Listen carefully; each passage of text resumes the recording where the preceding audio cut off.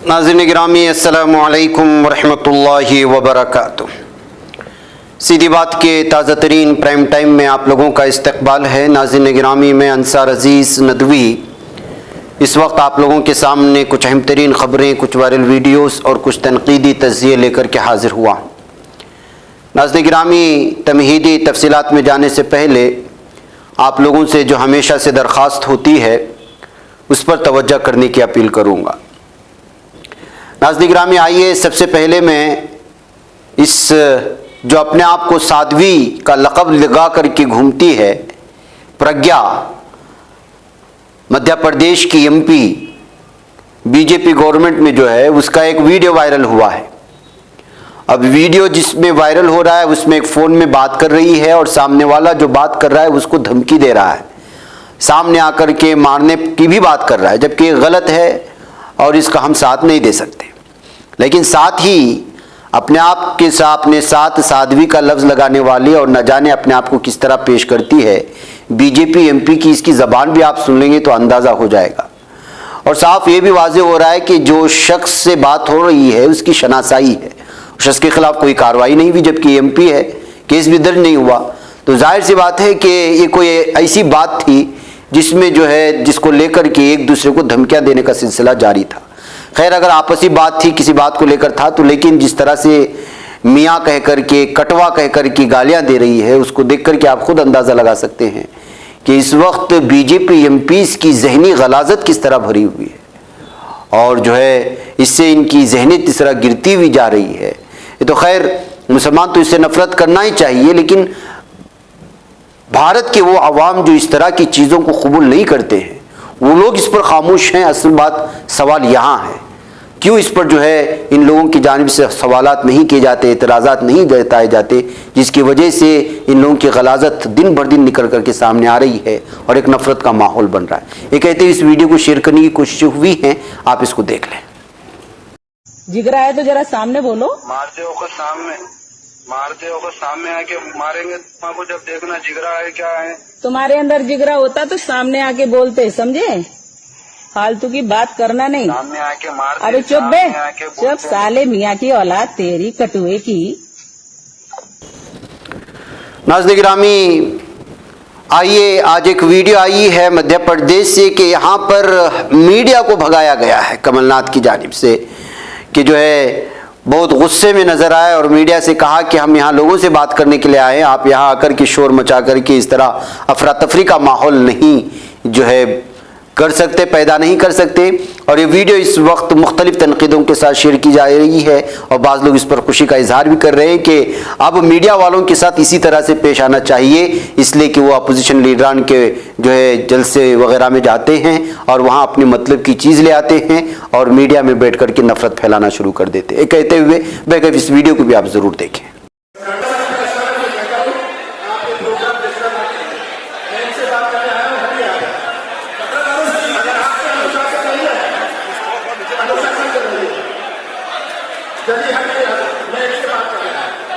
आप लोग सब डिस्टर्ब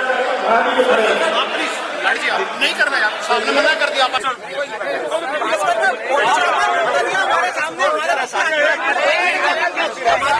नाज़रीन गिरामी, ईवीएम को लेकर के हमेशा से सवालात उठते रहे हैं और जाहिर सी बात है कि जो वाकई में जमहूरियत की बात करते हैं वहाँ पर ईवीएम मशीनों से वोटिंग को लेकर के हमेशा से शक व शुबा रहा है। वो चाहे किसी भी पार्टी से ताल्लुक़ रखने वाले हों, बीजेपी को ही सिर्फ जो है इस सिलसिले में नहीं गर्दाना जा सकता, इसलिए कि इससे पहले भी जब कांग्रेस दौरे इक़्तिदार था उस मौके पर भी जो है ईवीएम का इस्तेमाल हुआ है। ऐसी सूरत हाल में ईवीएम को ही मुकम्मल तौर पर बंद कर देना चाहिए, उस पर होने वाले एतराज़ात का जवाब देना चाहिए और इस पर होने वाले सवालात का सही तौर पर जवाब मिल भी नहीं रहा है, जो संजीदा सवालात हैं। ये कहते हुए मनोज जहाँ ने जो आरजेडी एमपी हैं उनकी एक वीडियो इस वक्त सामने आई है कि किस तरह ईवीएम मशीन को जो है इस वक्त जो है पूरी तरह शक के दायरे में है और बार बार इलेक्शन कमीशन को इस जानिब जो है तवज्जो दिलाने के बावजूद वो इस सिलसिले में कोई संजीदा फैसले नहीं ले रहे हैं। कहते हैं उनका एक बयान सामने आया है जो वायरल हो रहा है। जाहिर सी बात है कि ईवीएम को लेकर के वैसे भी शक व शुबहात, आप इसको सुन लें। देखिए, अब मैं एक बात आपके माध्यम से कहूं कि ये पहली बार नहीं हुआ। ईवीएम को लेकर के कुछ बहुत ही जेन्युइन सवाल है। और उन सवालों में से अभी तक इलेक्शन कमीशन उनको निराकार करने में कामयाब नहीं हुआ। जैसे मसलन एक बार डेमोन्स्ट्रेशन किया तो हमने कहा let's allow us to touch the machine, तो बिना वो टच करने की इजाजत नहीं मिली। तो जाहिर तौर पर कोई भी टेक्नोलॉजी में अगर उसमें मैनिपुलेशन की संभावना है तो हमारे पास क्या विकल्प बचता है।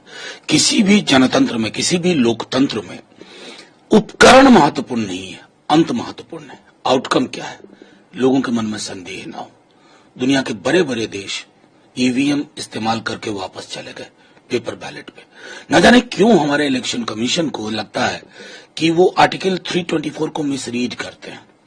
वो किसी उपकरण के पक्ष में नहीं है, फ्री एंड फेयर इलेक्शन के पक्ष में। जहां सबकी सहमति हो उस पर जाइए।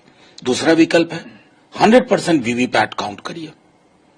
तो वो कहते हैं पर बहुत दिन लग जाएंगे, कई देशों में 3 दिन लगता है। और अब तो टेक्नोलॉजी गिनने की बहुत तेज आ गई है। पहले हाथ से वो गिनना नहीं, अब मशीन में डालिए ना। बड़े बड़े लोग तो नोट गिनने की मशीन रखते हैं, तो ये गिनना हो जाएगा। तो जाहिर तौर पर बहुत शंका और संदेह है और इनका निराकरण लोकतंत्र के हर पहलू को बरकरार। नाज़रीन गिरामी, आपको मालूम होना चाहिए कि भारत में बरसात मुख्तलिफ रियासतों में अपनी तबाही मचा चुका है और अभी भी जो है ऐसी रियासतों से और ऐसे इलाकों से खबरें आ रही हैं जहां पर बरसात लगातार घरों में घुस रहा है। ये महाराष्ट्र के नागपुर से जो है ये खबर आ रही है। नागपुर के जो अंबाझारी एरिया नाम आता है वहां पर जो है पानी भर गया था घरों में और पूरी दीवार इसमें डूब गई थी। और आज सुबह से यहाँ पर रेस्क्यू ऑपरेशन जारी है इंडियन आर्मी की जानिब से। उसकी कुछ तस्वीरें सामने आई, आप देख सकते हैं हमारी स्क्रीन पर। इसके अलावा नाज़रीन गिरामी, आज दिल्ली में भी बरसात हुई है, वहाँ से भी कुछ तस्वीरें आई हैं। दोनों वीडियोस देख ले, मैं अभी लौटता हूँ।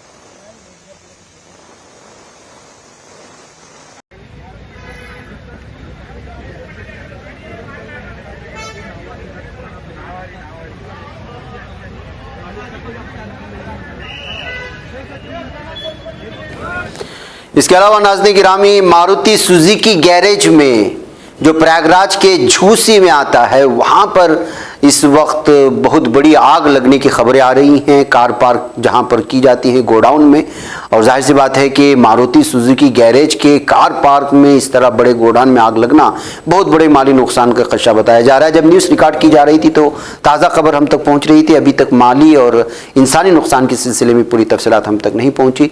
बहरकैफ हम लोग वीडियो जलती हुई दिखा नहीं सकते, लेकिन कुछ तस्वीरें आप जो स्क्रीन शॉट निकाली गई हैं वो आपके सामने इस वक्त पेश की जा रही हैं।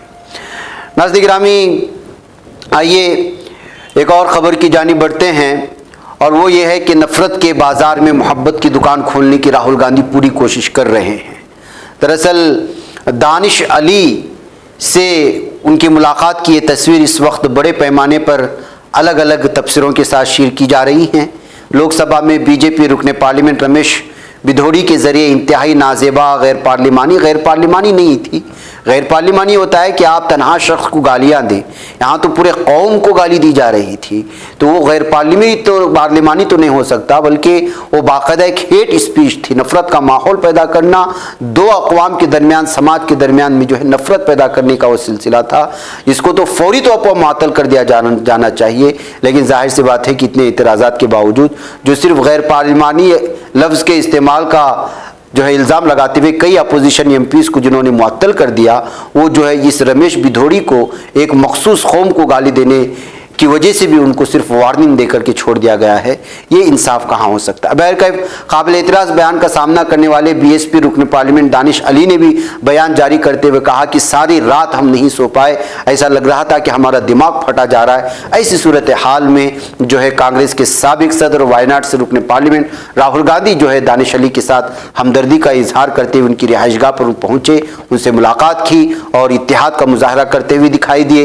एक तस्वीर में दोनों लीडरान गले मिलते हुए नजर आ रहे, जो इस वक्त अलग अलग तबसरों के साथ शेयर करते हुए कांग्रेस के बदलते हुए जहनीत पर तबसरे हो रहे हैं कि क्या वाकई में मुसलमान और अक़लियतों को जो है मसाइल को लेकर की गंभीरता और संजीदगी दिखा रही है और क्या अमली कदम भी इस जानिब उठाया जाएगा। और राहुल गांधी की जो है लीडरशिप को लेकर के और जिस तरह से वो मुख्तलिफ शोबाजात से वाबस्ता छोटे मोटे कारोबारी हों या मुलाजिमत से ताल्लुक़ रखने वाले लोग हों या फिर जो मजदूरी करने वाले लोग हों, उनसे जो उनके मिलने का सिलसिला जारी है, तमाम चीज़ों को लेकर के अलग अलग जो है तबसरे हुए हैं, उनकी पजीराई भी हो रही है और उनकी मकबूलियत में भी इजाफा हो रहा है। ऐसी सूरत हाल में उन्होंने जो है इस वक्त आरएसएस को भी जो है निशाने पर ले लिया। आप जानते हैं कांग्रेस के साबिक सदर राहुल गांधी ने भारत में जमहूरी निज़ाम पर सवालात उठाए। उन्होंने इल्ज़ाम लगाया कि 2014 में वज़ीर-ए-आज़म नरेंद्र मोदी की क़ियादत में हुकूमत बनने के बाद सब कुछ बदल गया। अमर उजाला की रिपोर्ट के मुताबिक उन्होंने दावा किया कि हिंदुस्तान अब एक कमज़ोर जमहूरियत है। नॉर्वे की ओस्लो यूनिवर्सिटी में तलबा के साथ हाल ही में बातचीत के दौरान उन्होंने ये दावा किया कि हिंदुस्तान के तमाम इदारे राष्ट्रीय सेवम सेवक संघ से मुतासिर हैं। सीबीआई, ईडी और इनकम टैक्स जैसी एजेंसियों को हथियार बना दिया गया। उन्होंने ये भी कहा कि अपोजिशन जमातों का इत्तेहाद इंडिया मुस्तकबिल में ऐसा नहीं होने देगा। राहुल गांधी ने असल में हाल ही में एक यूरोप का दौरा किया था। इस दौरान उन्होंने ओस्लो यूनिवर्सिटी के तलबा से भी बातचीत की थी। उन्होंने कई दूसरे प्रोग्रामों में भी शिरकत की और ओस्लो यूनिवर्सिटी उनका वीडियो जुमेरात को कांग्रेस ने जारी किया और वो जो वीडियो सामने आया है उसमें वो जो है इस बात का दावा करते हुए नजर आए, जिसमें उन्होंने कहा कि जो है 2000 जब से जो है मोदी की क़ियादत में हुकूमत बनी है तब से क्या कुछ बदला और तमाम के तमाम शोबाजात में किस तरह से जो है आरएसएस के लोग शामिल हैं और या फिर वो शोबे आरएसएस के ज़ेर असर है। राहुल गांधी के इस दावे के बाद वो वीडियो वायरल हो रही है और आरएसएस का नाम लेकर के मुख्तलिफ शोबाजात का नाम लेने के बाद एक बार फिर जो है मुमकिन है कि जो है कांग्रेस और बीजेपी में इस मौजू को लेकर के जो है तसादुम हो सकता है। नाज़रीन गिरामी, सनातन पर बोलने की वजह से उदयानिधि को जिस तरह से जो है निशाने पर लिया जा रहा है वो आप जानते हैं। अब ऐसा महसूस होता है कि कमल हासन जो है वो उनके दिफा में आ चुके हैं। हाल ही में तमिलनाडु हुकूमत के वजीर उदयानिधि स्टालिन ने सनातन धर्म को लेकर एक मुतनाज़ा जो बयान दिया, मशहूर अदाकार और सियासतदान कमल हासन ने उनका दिफा करते हुए कहा कि सनातन तनाज़े में एक बच्चे को निशाना बनाया जा रहा है। कमल हासन ने यह भी कहा कि हमें सनातन के बारे में पेरियार से पता चला है कि असल में सनातन धर्म है क्या, उसकी सोच क्या है, उसके तख़य्युलात क्या है। एक प्रोग्राम के दौरान कमल हासन ने कहा कि बच्चों को गैर ज़रूरी तौर पर निशाना बनाया क्योंकि उसे सिर्फ सनातन के बारे में बताया गया। उनके आबा अजदाद ने भी सनातन पर बात की, ये पेरियार ही थे जिन्होंने सनातन के बारे में बताया। कमल हासन ने कहा कि पेरियार कभी मंदिर में पूजा करते थे और माथे पर तिलक भी लगाते थे। कमल हासन ने कहा कि पेरियार एक बार वाराणसी के मंदिर में रहते थे, वहां पूजा करते और माथे पर तिलक लगाते थे। इससे अंदाजा लगाया जा सकता है कि उनमें कितना गुस्सा था कि उन्होंने ये सब कुछ कुर्बान करके आवाम की खिदमत का काम किया और उन्होंने उसके हक़ाइक़ लोगों के सामने लाने की कोशिश की। नाज़रीन गिरामी, आइए एक और खबर की जानिब आपको ले चलो और वो है जयराम रमेश ने नई पार्लियामेंट को अज़ियतनाक करार दिया है और उसको मोदी मल्टीप्लेक्स करार देते हुए एक बार फिर बयान जारी कर दिया। कांग्रेस के रुकने पार्लियामेंट जयराम रमेश ने पार्लियामेंट की नई इमारत का पुरानी इमारत से मुआवजा करते हुए कहा कि नई इमारत को मोदी मल्टीप्लेक्स कहा जाना चाहिए। उन्होंने ये भी कहा कि कॉम्प्लेक्स तकलीफदा और अज़ियतनाक है और ऐसा इसलिए हुआ क्योंकि इसकी तामीर के वक्त उन लोगों के साथ कोई मुशावरत नहीं की गई जो उसे इस्तेमाल करेंगे। कांग्रेस के जनरल सेक्रेटरी इंचार्ज शोबे मवासलात जयराम रमेश ने एक्स यानी साबिका ट्विटर पर एक तफसीली पोस्ट में लिखा, पार्लियामेंट की नई इमारत जिसका आगाज़ बहुत ज़्यादा तशहीर के साथ किया गया है वो दरअसल पीएम के मकासद को अच्छी तरह से समझती है। उसे मोदी मल्टीप्लेक्स या मोदी मेरियट कहना चाहिए। 4 दिन के बाद मैंने जो देखा वो दोनों ऐवानों के अंदर और लॉबियों में गुफ्तशुनीद और गुफ्तगू की मौत थी। अगर फ़न तामीर जमहूरियत से जमहूरियत का खात्मा मुमकिन है तो वज़ीर-ए-आज़म आइन को दोबारा लिखे बगैर भी कामयाब हो चुके हैं, ये कहा जा सकता है। तो नाज़रीन गिरामी, इससे कितना बड़ा पैगाम जा रहा है। और नई पार्लियामेंट में जमहूरियत को कोई जगह नहीं है और उसकी दीवारों में जो सारी चीज़ें मौजूद हैं और किस जानिब इशारा करती हैं और क्या कुछ वहाँ पर लगाया गया है, किस मजहब और किस सोच की जो है वहाँ पर जो है तख़य्युल को पेश करने की कोशिशें हुई हैं, वो वहाँ की दरो दीवार से पता चलती हैं। यही वजह है कि वहाँ पर अंदर जाने के बाद वहाँ मौजूद दीवारों के और दरो दीवार में लिखी हुई चीज़ों की और पेश की गई तस्वीरों के और मुजस्समों के हक़ाइक़ को सामने लाने की कोशिशें हो रही हैं। जैसे कि इससे पहले भी इस सिलसिले के इम्कानात सामने आते रहे हैं कि नए पार्लियामेंट को मखसूस दिन में, मखसूस वक्त में, मखसूस ग्रोह को ला करके और जो है किसी को दावत दिए बिना और दलित और कबाइल इस तरह के लोगों को जगह दिए बिना उसको जो है ओपनिंग करना और उसका इफ्तिताह करना और उसमें एक मखसूस चीज़ को ला करके वहाँ पर पेश करना, ये सारी चीज़ें जो है 2024 के बाद का मंजरनामा पेश कर रही थी। अगर 2024 में, बल्कि यूँ समझिए कि ये पेश खीमा है, अगर दोबारा इनको उस वक्त आने की जगह दी गई तो फिर वहाँ से वो फैसले सादिर होंगे जो पूरे मुल्क को मुख्तलिफ़ किस्म की जो है खाना जंगी की जानिब ले जाया जा सकता है। जैसे कि अक्सर तबसरा निगार और सियासी तज्ज़िया निगार का इस जानिब पहले से भी लिखना भी है, बोलना भी है। आप अंग्रेज़ी अखबारात ज़रूर पढ़ें, मुसलमानों से ज़्यादा हमारे गैर मुस्लिम भाई इस पर ज़्यादा लिख रहे हैं। बहरकैफ नाज़रीन गिरामी, आइए एक और ख़बर की जानिब आपकी तवज्जो दिलाते हुए फिर मैं आप लोगों से जो है इजाज़त लूँगा कि इस वक्त जो है फ़र्ज़ी पासपोर्ट के ज़रिए से बैरून मुल्क फ़रार हो चुके 368 दहशतगर्दों को और गैंगस्टर को एनआईए ने पंजाब पुलिस से जो है तफसीलात मांग ली है। नाज़रीन गिरामी, कनाडा में की जानिब से जो इस वक्त सूरत हाल बनाई गई और खालिस्तानी दहशतगर्दों के नाम पर जो मर्डर्स हुए या जो कुछ भी हो रहे हैं उसको लेकर के ऐसा महसूस होता है कि एनआईए इस वक्त पूरे पंजाब को और पूरे पंजाब में मौजूद गैंगस्टर्स को और उन तमाम लोगों को जो है वो अपने शॉर्ट लिस्ट में लाने की कोशिश कर रही है। और इस वक्त जो है ये खालिस्तानी नामी चीज़ को जो है पूरी संजीदगी से लेते हुए हुकूमत इसको जड़ से ही ख़त्म करने की कोशिशें कर रहे हैं।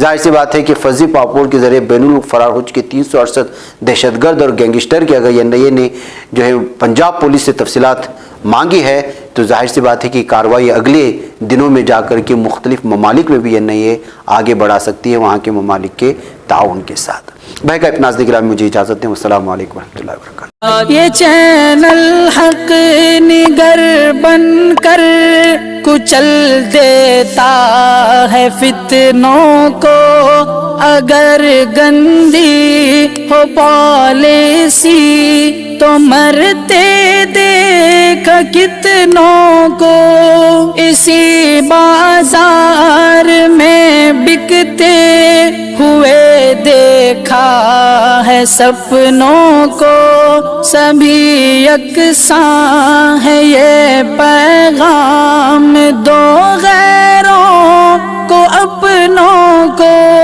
वतन अहले वतन का है गुले बेखार सीधी बात।